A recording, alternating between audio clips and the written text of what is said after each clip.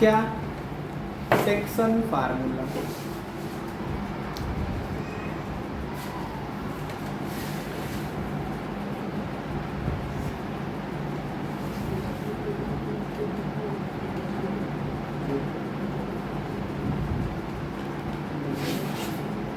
Section formula या विभाजन कर दो। देखो सुनो, जैसे मान लो कि हमारे पास कोई दो पॉइंट है, एक x1 कामा y1 है, दूसरा कोई पॉइंट है b x2 कॉमा y2 है। इनको जोड़ने पे या मिलाने पे ए बी नाम का एक लाइन सेगमेंट बनेगा ना, एक रेखाखंड बनेगा। इस रेखाखंड पे इनफाइनाइट पॉइंट्स हैं। इस लाइन सेगमेंट पे कितने पॉइंट हैं? अनंत बिंदु है, इनफाइनाइट पॉइंट। उन्हीं पॉइंटों में से जैसे मान ले कोई पॉइंट यहाँ पे है, तो इस पॉइंट ने ए और बी के बीच में कहीं ना कहीं इसको बांट दिया ना। अगर ये पॉइंट आप यहाँ ले लेते हो तो ये भी है कि जो आपके पास ए और बी को जो ये पॉइंट है वो डिवाइड कर रहा है, बांट रहा है दो खंडों में। इस तरह का डिवीजन जो है, बंटवारा जो है, विभाजन जो है, वो इंटरनल डिवीजन कहलाता है। कैसा? इंटरनल डिवीजन कहलाता है। अगर यही पॉइंट यहाँ पे हो जाए, इस लाइन ए बी को अगर हम आगे बढ़ाते, मान लो कोई पॉइंट यहाँ पे है, तो इस ए बी को इसने बांटा। कहोगे सर आप कैसी बात कर रहे हैं, ए बी से तो बाहर है। लेकिन ये बंटवारा इस तरह का एक्सटर्नल डिवीजन कहलाता है। क्या कहलाता? बाह्य विभाजन कहलाता है। अगर ए और बी के बीच में जो पॉइंट्स हैं, उनमें से किसी पॉइंट को आप ले लो, तो ये क्या कहलाएगा? इंटरनल डिवीजन, मतलब आंतरिक विभाजन।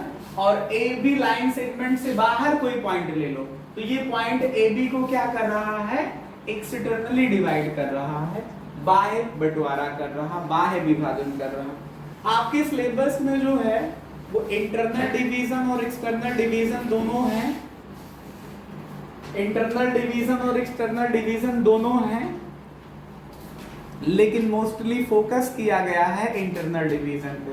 क्लास 11th में जब हम लोग फिर से मैथमेटिक्स का यही पोर्शन पढ़ेंगे, वहां भी स्ट्रेट लाइन के केस में सरल रेखा नाम का लेसन होगा, फिर यही पढ़ेंगे। तो वहां पे जब पढ़ेंगे तो वहां पे एक्सटर्नल डिवीजन पे फोकस किया जाएगा, बाह्य बंटवारे पे फोकस किया जाएगा, बाह्य विभाजन पे फोकस किया जाएगा। ठीक है, आज हम कौन सा विभाजन आपको समझाने जा रहे हैं? इंटरनल डिवीजन समझाने जा रहे हैं पहले। ठीक है, तो मान लेते हैं पी एक्स कामा वाई कोई पॉइंट है जो ए बी और बी पी को किस तरह से बांट रहा है? कोई ना कोई खंड होगा। जैसे मान लो पूरा 10 मीटर है ये, यहाँ पे ये 2 मीटर है, तो आगे कितना बचेगा? 8 मीटर। तो अनुपात या रेशियो क्या होगा? 2:8 होगा जाकर के। कितना होगा? 2:8 होगा। मान लो ये 1 मीटर है, आगे 9 बचेगा जाकर के, तो 1:9 कहलाएगा। कितना कहलाएगा? 1:9 कहलाएगा। ठीक है, तो हम लोग लिखते हैं कि let us consider, लिखेंगे आप लोग, let us consider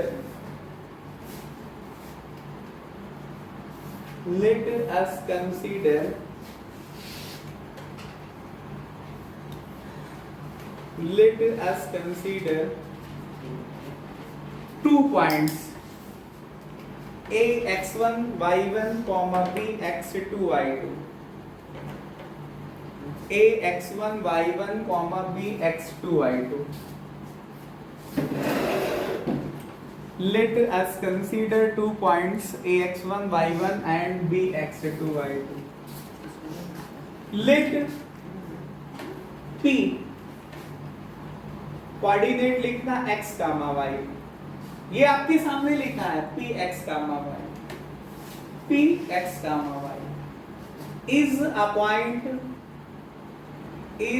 point which divide the line segment AB, which divide the line segment AB, which divide the line segment AB in,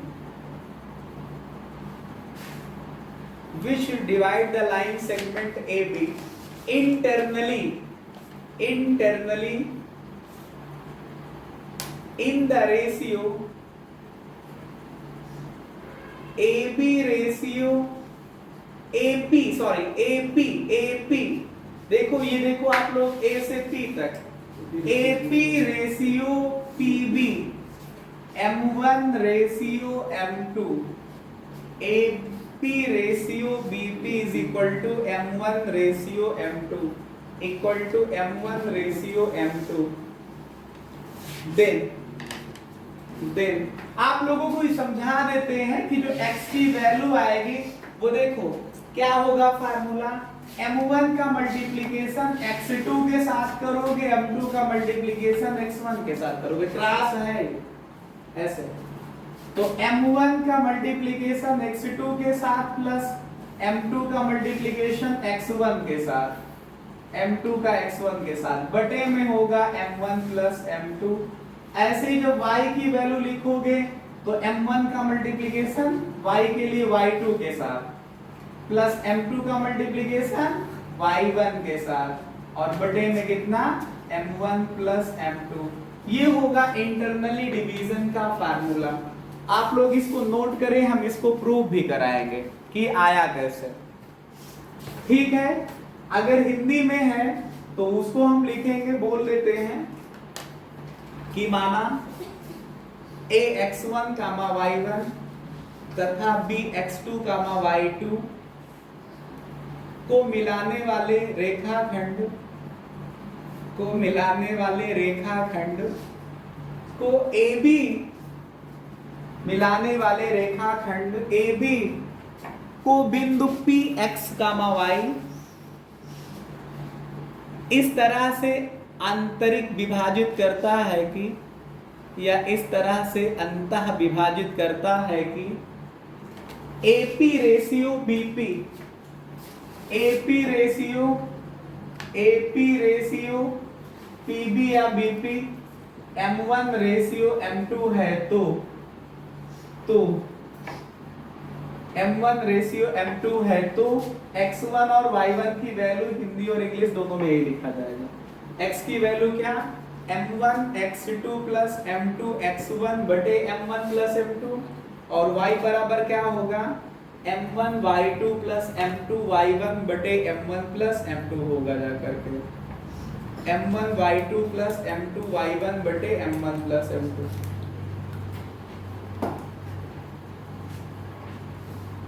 समझ पा रहे हैं आप लोग, इसको लिख लिया होगा। अब इसका प्रूफ करते हैं, हम इसका निगमन करते हैं कि फार्मूला आया कैसे। कोऑर्डिनेट ज्योमेट्री पे हम आएंगे, सॉल्व करेंगे, इसको हल करेंगे, इसका सॉल्यूशन करते हैं हम। कैसे, ये देखिए, मान लेते हैं हमारे पास ये कोऑर्डिनेट एक्सिस हैं, उसके हिसाब से एक्स एक्सिस है, ये माइनस एक्स है, ये y है, यहाँ माइनस y दिखाएंगे, यहाँ ओरिजिन 0,0 दिखा देंगे। ठीक है, थोड़ा से फिगर बड़ा बनाना हम चाह रहे हैं। देखिए, अगर आप लोगों के पास कलरफुल पेन हो तो फिगर को कलरफुल पेन से बनाइएगा और अच्छा दिखाई पड़ेगा, समझ में आएगा इन फ्यूचर अगर आप बाद में स्टडी करते हैं। कंसीडर करता हूं मैं कंसीडर कर रहा हूं कि A हमारे पास एक पॉइंट है जिसका कोऑर्डिनेट x1 y1 है और कोई पॉइंट यहाँ पे B है जिसका कोऑर्डिनेट x2 y2 है। एक पॉइंट A है, देखिए इसको, दिख रहा ना, एक पॉइंट A है जिसका कोऑर्डिनेट x1 y1 है, दूसरा पॉइंट B है जिसका कोऑर्डिनेट x2 y2 है। इसको मिलाने वाले लाइन सेगमेंट की बात करें तो ये लाइन सेगमेंट AB ये होगा, रेखाखंड AB होगा जाकर के। अगर हम x1 y1 वैल्यू को लिखना चाहें तो ये समझेंगे हम लोग कि ये डिस्टेंस x1 होगी जाकर के और ये डिस्टेंस y1 होगी। ऐसे ही अगर हम x2 y2 को निकालें ओरिजिन से, तो ये डिस्टेंस आपके पास x2 होगी और ये डिस्टेंस क्या होगी जाकर के, ये दूरी क्या होगी, y2 होगी जाकर के। कोई पॉइंट है, एज्यूम करते हैं P, इसका कोऑर्डिनेट x, y है, जो AB लाइन सेगमेंट को इंटरनली डिवाइड कर रहा, अंतः विभाजित कर रहा जाकर के। A और B के बीच में कहीं पे कोई पॉइंट P है, समझ पा रहे हैं? अगर इसका कोऑर्डिनेट x, y है, तो x, y को अगर हम ओरिजिन से लिखने का प्रयास करेंगे तो ये डिस्टेंस x कहलाएगी और ये डिस्टेंस क्या होगी जाकर के, y कहलाएगी। फिर अगर आप लोग इस पे परपेंडिकुलर ड्रा करने का प्रयास करें,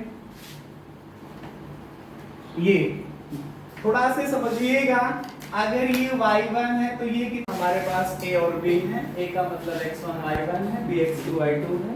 इनको मिलाने पे जो हमारे पास एक लाइन सेगमेंट AB बना, इसकी इसके बीच में या इसके बिटवीन या इसके इनसाइड या इसके अंदर आंतरिक अंतः विभाजित करने वाला एक पॉइंट P है, x, y। वो इस तरह से इंटरनली डिवाइड कर रहा है कि जो AP का रेशियो PB के साथ है, वो M1 का रेशियो M2 के साथ है। तो हमने वो आपके पास कार्टेशियन प्लेन पे दिखाया कि अगर ये पॉइंट A x1, y1 है, तो ये डिस्टेंस x1 होगी, ये y1 होगी। ऐसे भी x2, y2 के लिए ये डिस्टेंस x2 होगी, ये y2 होगी जाकर के। फिर ये हमारे पास पॉइंट x, y था, तो ये आपके पास x होगा, ये y होगा।